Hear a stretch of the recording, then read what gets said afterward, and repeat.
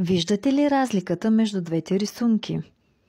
За да достигнете до вторият вариант, започнете от първият етап. В този урок ще наблегнем малко повече на детайлите. Целта е да опитате да преминете на следващото ниво, като рисувате само с химикал. Определете в коя част на листа да позиционирате скицата. Отбележете правилните места на очите, носът и устните. Опитайте чрез техника с щрихи или петна да изградите светлосянката, за да предадете обем и пластичност на портрета. Разбира се, при всяка опростена рисунка винаги има конструктивни грешки. Това не трябва да ви отказва, а да ви мотивира, за да ставате все по-добри.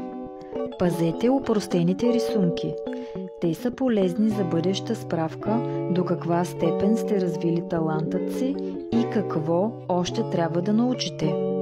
Ако урокът ви е бил полезен, не забравяйте да харесате видеото и се абонирайте за още.